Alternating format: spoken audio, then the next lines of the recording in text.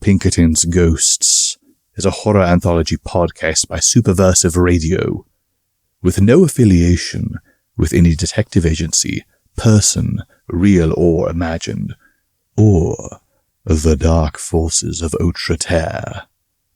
It is not intended for children. Pinkerton's Ghosts. Hard Time with Tom Stretcher. Part 1. The Favor. Tick, tick, tick. I can still hear it. Feel it. Time is a physical presence in relentless, precise increments. The clock across the room is wrong. I can tell that the distortion in time by the Earth's gravity, as well as by the speed of movement of the Earth and the whole solar system, is inevitably dragging the clock's time slower and slower and slower. A small, nagging inconsistency that builds, threatening madness. Excuse me.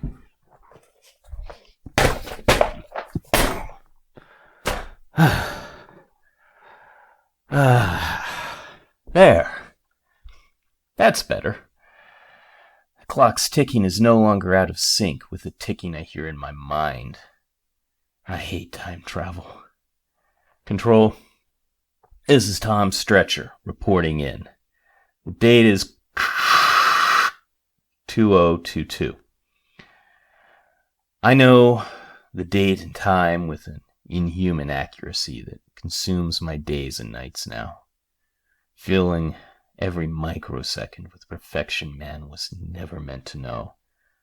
I don't wear a watch anymore. What's the point? Besides, they're all wrong. And the air of all the faulty timepieces around me threatens to drive me mad. For I have seen the true clock, the doomsday clock, counting down the seconds until the end. We're all counting down until the end. Always have been. The difference is now I can't ignore it or push it away. It's no wonder the cognomen all go mad. It's been 42 years, 36 days, 17 hours, 8 minutes, and 14 seconds since I joined the Pinkertons Paranormal Detective Agency, in true time anyway. I'm one of the few to have actually retired from old age. Most don't make it to the end, so retirement benefits for the survivors are pretty good. And then there's the death benefits that everyone pitches in for the various families of the fallen. Been too many of those funerals. I've gotten to the time where most people I know are dead, and I can feel the seconds ticking down until it's my time. Still helping train some of the new blood, keeping them from making the same mistakes I did, fill in the time and give purpose to an old warrior. Then the call to come back came in.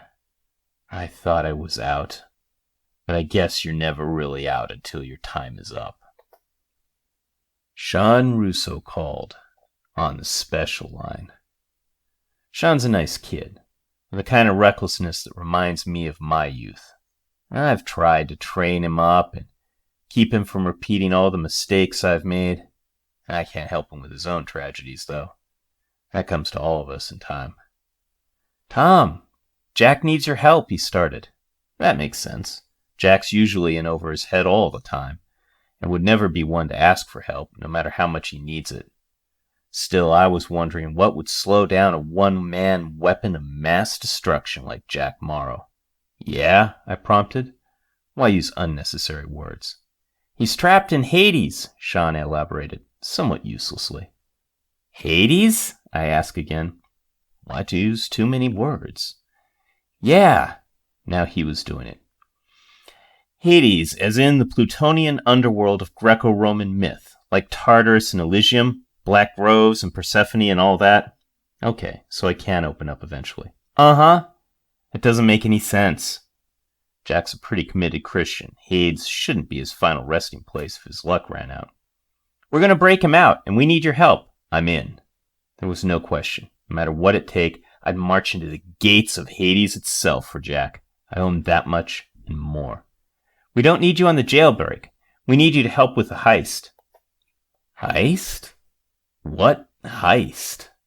I wish now I'd never asked. We need you to steal the heart of Kronos. We'll use it as a bargaining chip with Hades. Oh, what can you say to that? It took a while for Sean to bring me up to speed. How Kronos' tomb and the heart worked, as best we knew, and the clockwork cognomen activity in the area.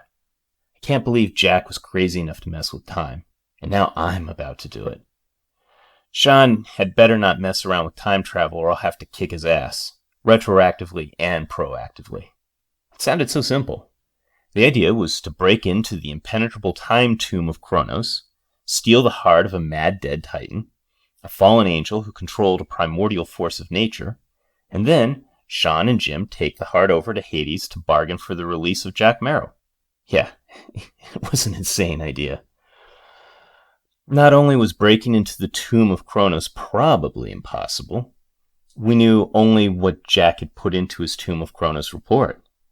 Besides, we don't have any idea what the Heart of Kronos actually does. We just knew that it's protected and all the crazy time travel groups obsess over it. Who knows what they could do with it? If they could do anything. There's something more. Bargaining with foul underworld spirits like Hades is a terrible idea under the best of circumstances. Everything from my common sense to my conscience was telling me it was a bad idea. Run, Tom. Do not walk to the nearest exit. Still, I owed Jack. So I said yes. I'd do it. Prep work moved fast. Too fast. Proper preparation for something like this takes time, research, careful planning, and careful allocation of resources and personnel. This job was going to be a rush, making a bad situation much worse. The time tomb should still be attached to our universe under the Cumberland Presbyterian Church in Casey, Illinois. Should be, maybe. There's going to be no local support, and no chance of extraction if things go wrong. And they probably will. While I should expect resistance from the weird cult of clockwork cognomen worshipping their sacred timeline, I'd want to keep any incidental conflict to a bare minimum. The flames of Shipton still haunt my dreams. Gear. I went with the all-black attire that the cognomen favor. Black boots, coat, shirt and pants. Black hat and eye patch. I take no identifying materials, partly to protect the agency, but also because the cognomen don't carry any. I've heard of men dying in strange ways and circumstances, carrying money not printed yet, or ID cards for countries that don't exist. They're a nightmare to clean up, especially if they're public, like John Titor. So, no wallet, phone, watch. I refused to take off the small gold cross I'd worn since Shipton. I just kept it under my shirt. Next, gear. Lockpick set, of course, the M1911-45, and I have a long history, so there's no way I'd leave it behind. It took spare magazines, my K-bar, and a knife in my boot as well, along with another knife. It's not like you can have too many. Then came the cane, also black. At first, I rejected the cane after my knee surgery, but then I realized that no one expects to get beat up by a cripple. I know what you're thinking. Why would it go out with so little firepower? Still, I took along a little malleable C4 along with detonators. You never know, right? It was my last chance to change my mind. I should have called the whole mad mission off. Stayed in my safe house in a sane world. I was tempted. I looked back at the house and the neighborhood I'd come to love. A place of peace and sanity I thought I'd never have in life. Then I drove off, leaving it all behind me. Jack was right. Casey, Illinois was a nice little town. On a beautiful summer day with clean air and clean streets, it had a sense of peace that the big cities can never know. It feels like a window into an earlier America, different time, before we all just accepted rampant crime, corruption, and decaying cities as normal. My family came to New York, fleeing wartime Poland. Since then, I've always been in one big city or another, fighting the advancing tide of ruination whenever I could, but I know that islands of peace like this existed out there, and passed through them more than once in my long career. Something about this town makes you reminisce about the old times. Wandering out of a local diner, my head stuck in the past, is how the clockwork cognomen found me. Caught like an old man daydreaming and not paying attention. "Here you are, just as we knew," the gloating voice came from behind me in the alley between the diner and the corner store. I turned around slowly, keeping my hands away from any of my weapons. The clock cultist was dressed all in black, just like Jack had reported. Other than that, he looked very different from the one Jack met. This was a young man, shorter than I am, about 5'10", but overweight, with sweat running down his pudgy cheeks in the summer heat into his patchy black beard.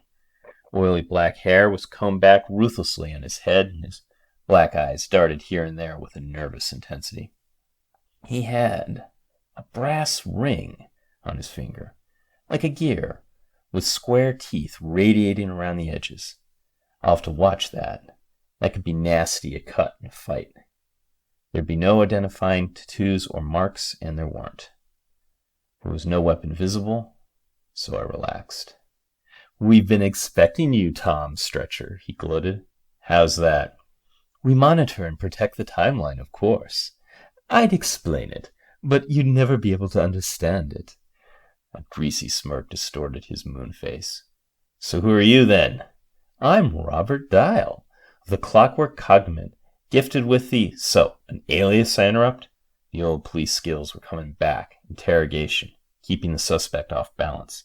"Tim Shaft, Robert Dial, what's next? Gerald Gear, Martin Mainspring? And what's with the cognomen anyways? Is it meant to be a play on the words cog and men? Or is it just the nomen in the sundial, the first timepiece? Or is it meant to indicate that the center clockwork gear action in a clock?" All of them, actually," Bob whipped back a stray lock of greasy hair nervously. "We stand at the center of time, untouched by it, and affecting all of time as it revolves around us. So you see yourselves as kind of an axis power. Afraid to say they lost in this timeline, Sonny." He gets flustered and flushed, finally bursting out with, "Look, old man, I came to you as a courtesy. We can't give you the heart of Kronos." "Oh." That kind of stopped me for a second. "What about, letting us borrow it for a while? Maybe we could give it back to you when we're done with it?" His fat face furrowed in anger. "I didn't say would not, you idiot. I said could not. Now, we have a perfectly calibrated argument here to make you leave." He never got to finish. My fist hit his chin in just the right way, rocking his head and chins to the side, and it should have done the trick. Unfortunately, decades of time sucked the strength out of my blow, so I only knocked him off balance. I followed up by driving him into the wall, using my height and reach relentlessly. I had to move fast. Even at my age, this blob of lard was going to be stronger than I was. With my bad knee, all he'd have to do is sit on me. He snarled and pulled out a silver letter opener to stab me with. Bob wasted time switching to a more powerful overhead grip to stab down, which I was able to parry from in close as I was, and then drove the handle of my cane into his kidneys. It felt like a bag of wet oatmeal. He grunted, and then I tripped him with the cane, sending him into the gravel of the alleyway. I slapped the knife from his hand with the cane, probably breaking a few fingers, and then used both hands and all my weight to drive the tip into his solar plexus. Gave out a gasp and went unconscious. Not bad for an old cripple. I searched the fat boy, but I didn't find any useful identification as expected. I picked up the knife, still uncomfortably warm, and put it under my coat, keeping it from being used if he woke up. There were no other weapons on Bob. There was a big brass skeleton key I kept, hoping it opened something important. Then, with nothing else to grab, I worked the cogwheel ring off his fat sausage finger. It might help me blend in. As soon as the ring came off his finger, Bob disappeared. There was no sound, no pop of inrushing air, no flickering or light, nothing. He just vanished as if he'd never been there in the first place. Paper food wrapper blew through where he used to be instead of being up against his leg as it had been an instant earlier, having never been interrupted on its journey. Unthinking, I slipped the cogwheel ring on.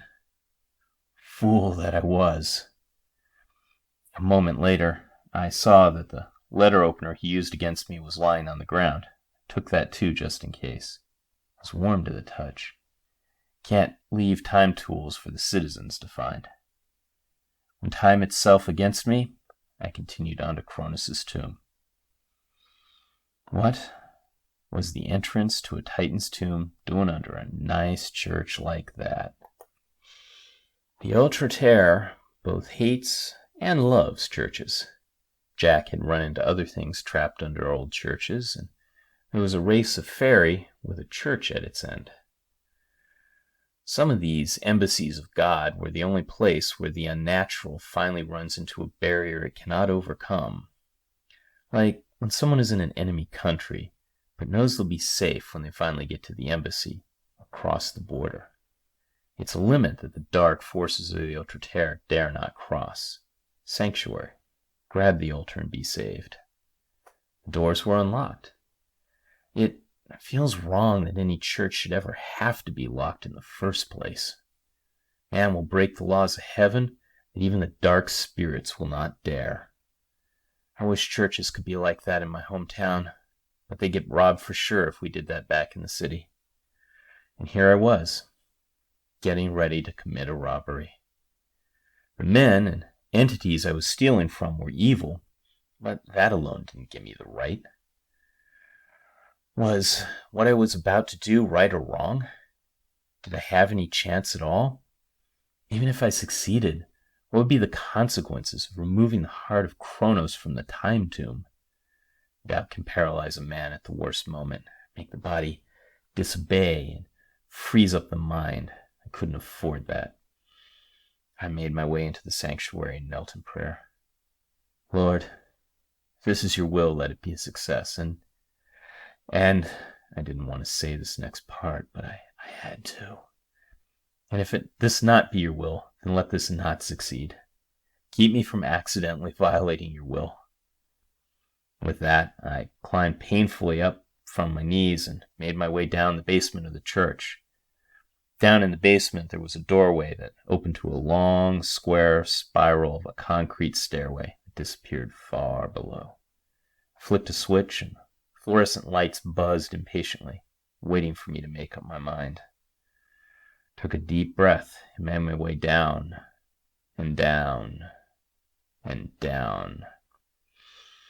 Stairs are the true nemesis of all old men. Finally, at the bottom landing, I laid my cheek against the cool concrete wall and gasped for breath. My legs were burning and my heart racing, and a hot fire seemed to be burning out from behind my artificial knee. I wanted to drink so bad then.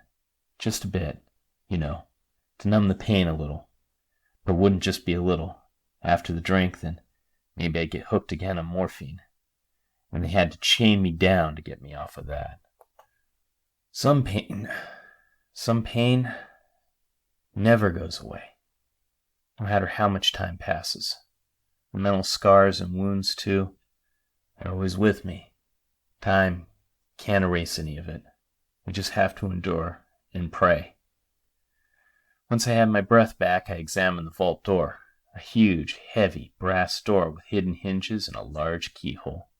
Brass is a terrible choice for secure doors. Too easy to go through with a cutting torch and vulnerable to explosives. The huge keyhole meant big old-fashioned tumblers that would be easy to pick. No doubt it was formidable when it was first built, but it couldn't stand up to what we have today. This door was more of a relic than I was. Then again, I might not need to pick anything. A key was hanging from a nail near the door. I tried that first. It slid in easy and I turned it to engage the tumblers. Nothing. Tried again. Still nothing. Figuring it's just old and the big tumblers might be stuck, I put my shoulder into turning it the third time, and still nothing. I felt around and found a catch on the side of the door, and the brass panel front on the door swung out easily. Beyond was a massive collection of brass gears all meshed together in incredibly complex patterns. I was starting to realize this wouldn't be easy to pick after all. Sets of gearworks corresponded to sets of numbers. Those combinations were for time, years, months, days, hours, seconds, using the world's oldest time vault, because of course they are. If so, then I'd come to a dead end. There was no way to know the specific time that the door would be allowed to open. Still, I messed with it, and it turned out the dials on this monster clock could be adjusted freely and set to any time at all. So it was more of a combination in key lock than a proper time vault. Maybe. I set the time for the instant at that time and tried the key. Nothing. Then I tried several other important dates. Still nothing. Got to thinking, as I'm sure we all do, that high explosives can solve most problems. I set the plastic explosives to force the mechanism to lock, and even passed all the pressure of the gears and hidden locks and catches in the door, inserted the detonator, and then climbed up the stairs around the corner, put in my earplugs, and triggered the explosives. The loud crack echoed up the stairway, and I spent about a minute hearing nothing but the high-pitched scream in my ears telling me I was moving one step closer to permanent hearing loss, plugs or no plugs. When I staggered back downstairs, the door was scorched, but none of the delicate-seeming gears had been damaged or bent, and the tumblers were still firmly in place. Whatever this door was, it wasn't brass. As I sat there, thinking about what to do next, I started to hear something. Tick, tick, tick. I looked around. There were no clocks down here. I wasn't wearing a watch. None of the gears in the door were moving. Then I felt something moving on my finger. It was the clockwork ring, slowly rotating around my finger in short, sharp increments of 1 second. Tick, tick, tick. I wanted to tear the thing off my finger, throw it across the room, and run up the stairs. If only I had. Instead, I just stared at the thing. Tick, tick, tick.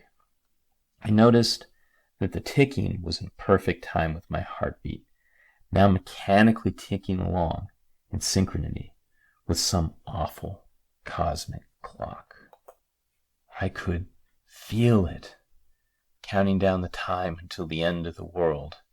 I became connected with it somehow, with the terrible knowledge that no man should ever know. Tick, tick, tick.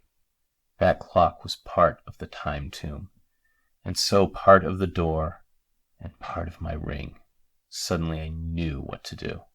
It didn't make any sense, but I entered the date that my world changed, the day I joined the Pinkertons Paranormal Detective Agency. I tried the key again. Still nothing. Wait. I entered the exact amount of time, to the second, since I swore my oath at the agency and tried the key. The heavy tumblers clicked, one by one, ticking in time to the ring. And then the heavy bolts rolled back, one by one, with clockwork precision. And the heavy brass vault door swung easily out, revealing the vast, otherworldly expanse of Cronus's tomb beyond. I hesitated on the threshold, 1 foot in each world. If only I'd turned back! But I walked into the time tombs, the grave, the prison, the home of the mad titan Kronos. Pinkerton's Ghosts is a podcast distributed by Superversive Radio, licensed under an attribution non-commercial, share-alike international license. This episode was written by David Halquist and was performed by the same. Ben Wheeler edits, directs, produces, and herds cats. Kim Dickerson performs our audio editing. Visit us on Facebook, read articles on superversivesf.com, or listen to us on Unauthorized, Acast, iTunes, or Spotify. Contact us through Twitter at @PinkertonsGhost, email us at pinkertonsghosts@gmail.com, or send us noble messenger possums with messages strapped to their backs. Don't worry, they know how to find us. Thank you for listening, and good luck.